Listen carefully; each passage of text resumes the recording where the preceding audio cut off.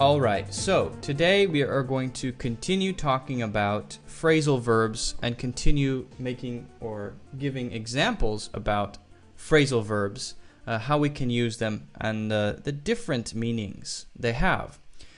If you didn't see the last video, I suggest watching the last video so you can get a very clear idea about what it is. So let me just review really quickly what a phrasal verb is. It's a common expression that has different meanings in different situations, made of a verb plus a preposition or an adverb. That's basically what it is, okay? And there are many. And sometimes the reason that they have that meaning is just because they do. Sometimes it's difficult to understand, why does this mean this? Well, language is very flexible. It changes over time, and sometimes it's really difficult to know where exactly a phrase came from. So sometimes you just need to learn them. Now, some of them do make sense. Some of them we can really understand. So we just have to look at examples to really, really get it.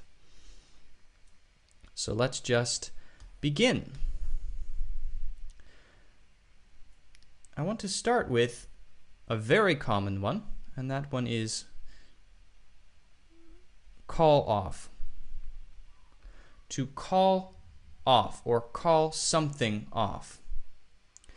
Basically, the meaning of call off is cancel. That's the basic meaning of call off. So we can essentially say that the verb cancel can usually be replaced by the phrasal verb call off. This can be used exactly like the verb, usually. Okay, so let's just look at an example. I had to call off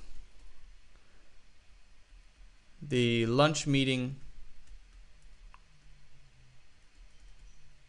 because my flight was delayed. Now, I think you can probably understand this meaning. You had a lunch meeting. Let's say this lunch meeting was scheduled at a certain time. I don't know. And your flight was also scheduled at a certain time. But because it was delayed, maybe the schedule was changed. And so now, this thing that was scheduled can't work because maybe you will arrive too late. And when you see that you will arrive too late for this thing that's scheduled because of this thing, then you have to say to this person, sorry, I can't make it. That means I have to cancel. This call here does not mean make a phone call. We don't know how you cancel it. This call has no connection exactly to making a phone call. Now, maybe that's where it comes from originally. Maybe that is the original meaning. But you can call something off by sending an SMS message, by sending an email, by telling others. It doesn't have to be over the phone. So don't be confused that this means telephone. It doesn't mean telephone anymore. If it did at the beginning, then okay, maybe, but I'm not sure. It doesn't mean that now. So we can replace this exactly with cancel. And it fits perfectly. I had to cancel the lunch meeting because my flight was delayed, and there's no difference at all. Okay, so actually the meaning of call off is really simple. It just means to cancel. And that's basically it. But I do want to give you one more example really quickly, just so you can understand a bit more about how to use it. After a few months of being engaged,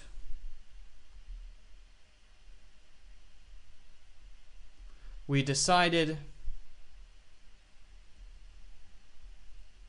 to call off the wedding.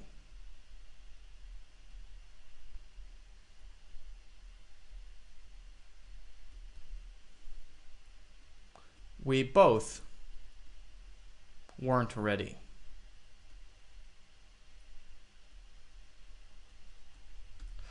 All right, so two people, for example, a man and a woman, have become engaged. Engaged basically means you have promised to marry.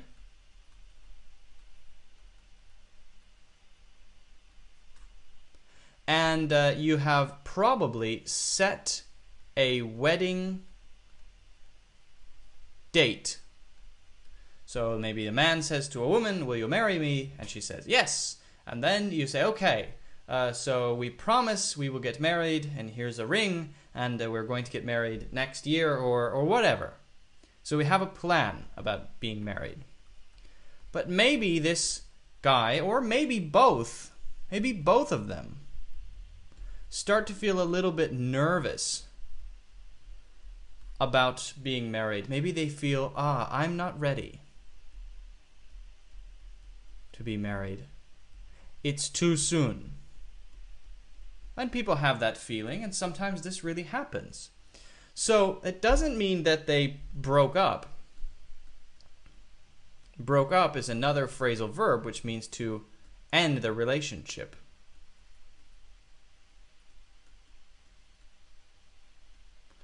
Doesn't mean they broke up. It does mean that they've decided for now not to get married. They're going to maybe slow down and not have a date, not have a wedding date. Maybe they were going to get married in May. They just said, we're not ready. Cancel, cancel, cancel. So we use call off the wedding, and it means exactly cancel. And sometimes, not cancel, cancel, it's an L. Or sometimes delay. Sometimes it means delay. Maybe they just changed the date. That's a possibility. So maybe they were going to get married in May, and they decide, all right, well, May is too soon. I'm not ready. How about October? And so then they say, okay, October. Let's call off the wedding and reschedule. So change the day. So sometimes it means cancel, sometimes it means reschedule, sometimes it means delay. But the basic meaning is cancel. All right, so let's go to the next example. The next phrasal verb I want to talk about is pick up. And pick up has a very basic meaning. The very basic meaning is to grab and lift. And a very basic sentence would be, I picked up a pencil. Grab it and lift it. Okay, but we use it in other ways. Sometimes pick up means get. Sometimes it means buy. Sometimes it means take.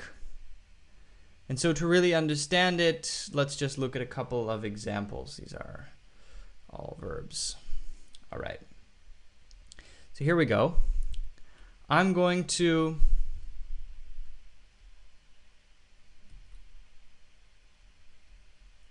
stop by, which by the way is another phrasal verb. I'm going to stop by the supermarket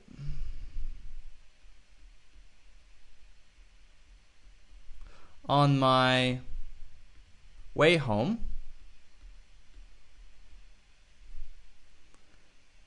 to pick up some things for dinner.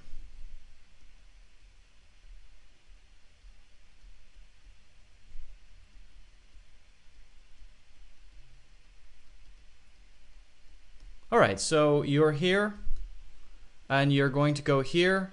A is work, for example. I don't know why I wrote A. B is home, for example. I don't know why I wrote B. I could have just written work and home. Anyway, this is your road home.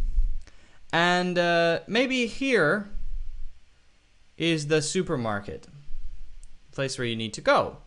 So you leave work and and you stop here. So we use stop by. We could use swing by. We could use go to, basically the same meaning. And we buy whatever we need for dinner. We buy whatever we need for dinner, maybe vegetables, maybe fish, maybe chicken, and then we leave and we continue going home. So because we're starting here and ending here, and this is in the middle, we use on the way home. Because it's in the middle, we use this, on the way home. Now, pick up in this situation means buy. Sometimes we use grab in the same way. Grab is another verb which has another meaning. But basically it means buy. We're going to buy a few things. It doesn't only mean buy though. That's not the only meaning. It's used to mean buy in this situation, in this case. And so let's talk about an example of when we can use it to not mean buy. And of course the most simple example I gave of picking up a pencil is not about buy, right? That sort of means to grab and lift. Here we go, another sentence, another example. I can pick you up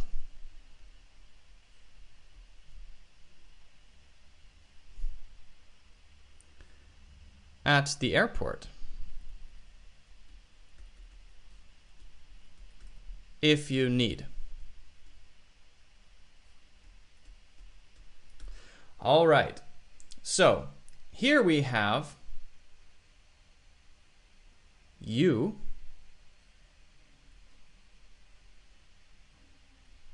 a pronoun between pick and up, and that's okay. Sometimes we can do that. Okay, so it's okay to separate a phrasal verb sometimes if it works. In this case, pick it up, pick you up, pick him up, pick her up, pick us up, whatever. That's okay. This is an offer to do something. Maybe you're flying to my city and I can drive my car to the airport and get you at the airport. So this meaning of pick up is basically get. I drive to the airport, I wait for you. When your airplane lands, you get off the airplane, you meet me, you get in my car, we go. I picked you up at the airport. If you need is just to say that it's an offer. That means you can say yes or no. Maybe you don't need. If you don't need, then that's okay. You can just say no, thank you. So here, pick up does not mean buy. I'm not buying you at the airport. I'm getting you at the airport. Okay, so the next one is turn down. Turn down basically means to refuse. Notice that most of these phrasal verbs do have a simple verb that can replace them in most situations, right? Usually. So in this situation, it means basically refuse. And if you don't know refuse, refuse is a verb. The noun is refusal. This could be say no to, say no about something or to something. Yeah, so because this and this have basically the same meaning, and most phrasal verbs have another verb that has the same meaning, why do we have these? Well, one meaning is, or one reason is just for variation. That English is a language with a lot of variation, and we like to say a lot of different things in a lot of different ways. And so saying something in one way, it doesn't make the language as interesting. And so one reason is just for variation. We like to be able to say things many different ways. All right, so let's give an example of turn down. One person asks, maybe I went for an interview, job interview. Did you take the job?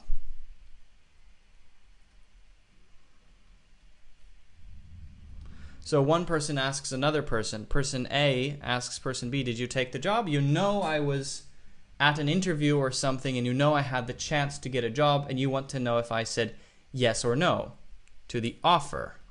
Maybe they offered me the job. And then I can answer, no, I turned it down. And pay attention to this. See, we can put this pronoun between turned and down. Right, so we can do that. Pronouns often go between them. No, I turned it down because of the salary. Salary means how much money.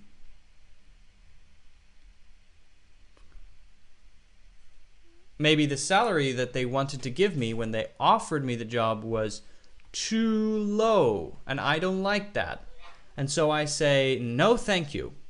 Basically, that's what turn down means.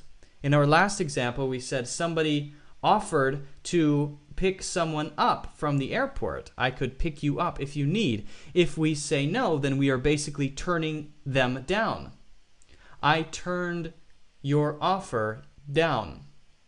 Because I don't need you to pick me up, I can take the bus or whatever. So in this situation, you turned down a job. You said no to the job after you got an offer to do the job. Okay, so that's pretty simple, I think. Let's look at one more example. Stefan asked Mira out on a date, but she turned him down. This is pretty easy. On a date means he wants to do something romantic with her, he likes her, whatever. And so he says, will you please, I don't know, go to dinner with me or watch a movie with me, whatever. And she said, no. We don't know why. It doesn't matter. She turned him down means she refused what he wanted. She refused his interest. And that is as simple as that. Okay? So you can put pronouns between usually the verb and the adverb or the preposition. Sometimes you can put the basic noun in between it or something else between it. But it functions as a simple verb, usually. All right, so the last one I want to talk about is keep up. And keep up is a really common phrasal verb. And this one is a little bit more difficult to give a meaning in a simple verb.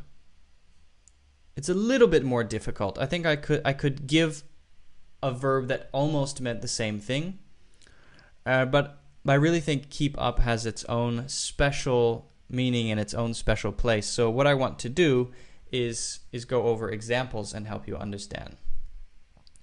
And the first the first way to say it is by itself.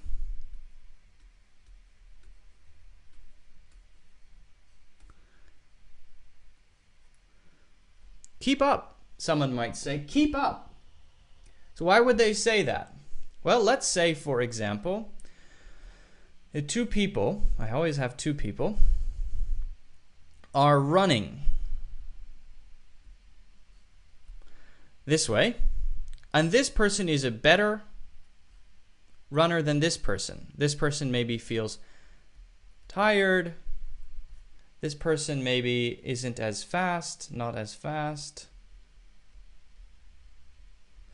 And so this person starts getting ahead.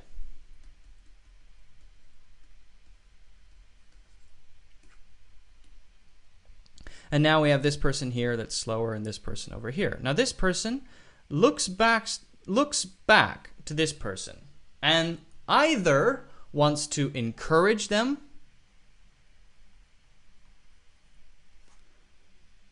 or wants to humiliate them. So if they say keep up, maybe that means let's go, come on.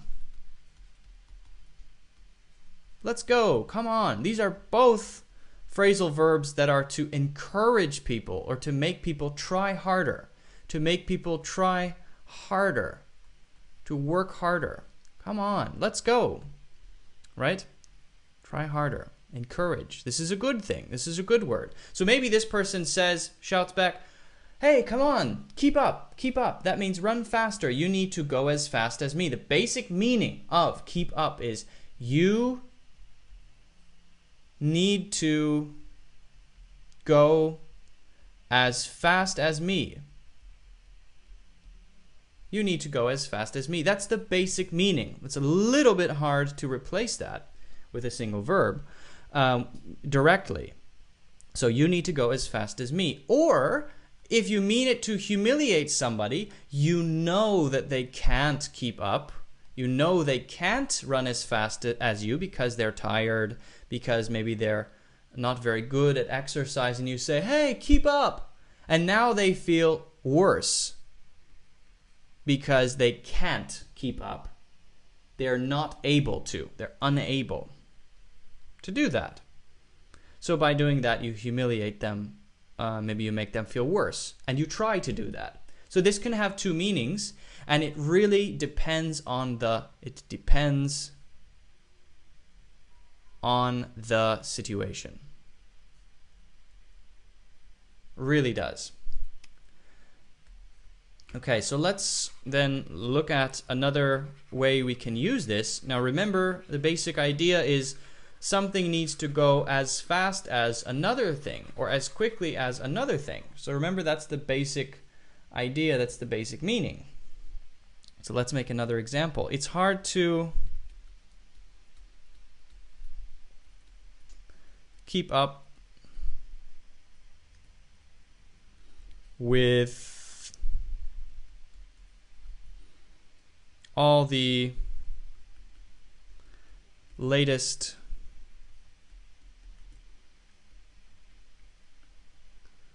fashion. So I just wear simple clothes every day. So we can say that fashion always changes.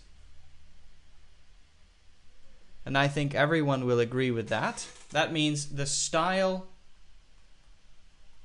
of clothes, shoes, that's what I mean by fashion. Some people would say fashion means more than that.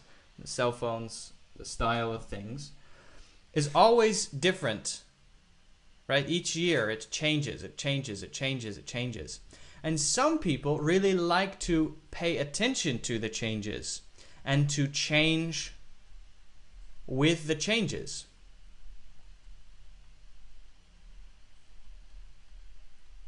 That means as the changes come, you change yourself.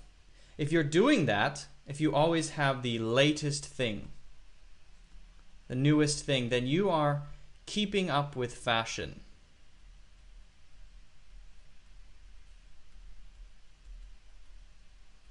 That's what you're doing.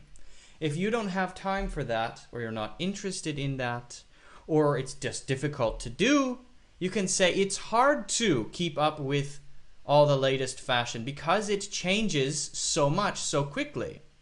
So maybe you just do what you want. You just wear normal clothes. You don't care. You don't try. So this is the same as the running example, right? You can't go as fast as the other person in the running example. In this example, you can't move or change as quickly as fashion or style changes. And so we can say, I can't keep up with fashion, or it's hard to keep up with the latest fashion. Now, sometimes this is used a little bit more indirectly to just mean pay attention to or know about what's going on now, and not exactly do something about that. Not exactly in the same way as running or following fashion. So, in this example, have you been keeping up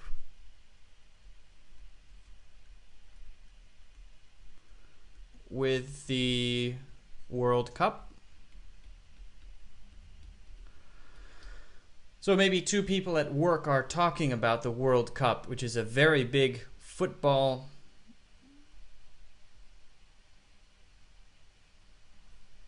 tournament.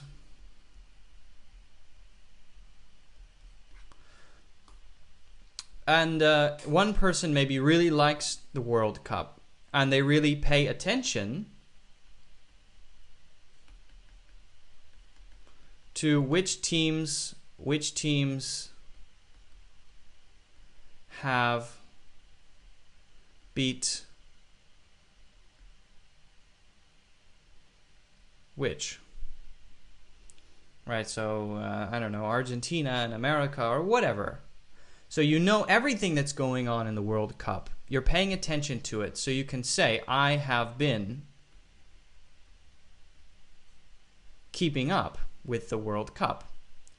Now, if one person asks this question, have you been keeping up with the World Cup? You can say, yes, I have been, or yes, I have. It's very interesting, and then you can begin a conversation. Usually this is a way to begin a conversation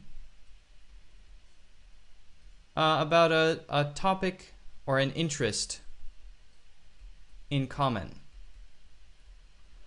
However, if you don't, then you can say, well, not really. I don't really like football. I don't really care. And then you know that you don't have this interest in common. You don't really like the same thing. So this means not are you doing or playing football or something like that. It just means are you paying attention to football? Are you following it? And some people will say, have you been following the World Cup?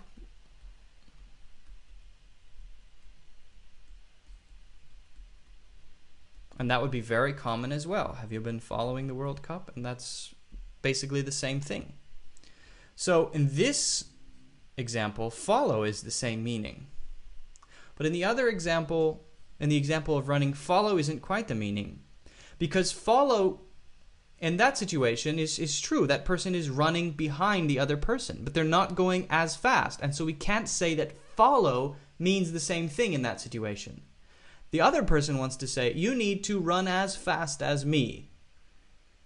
Right? Not only follow me, but go at the same speed with me. So it's a little bit different than follow in that situation. But in this situation, it works.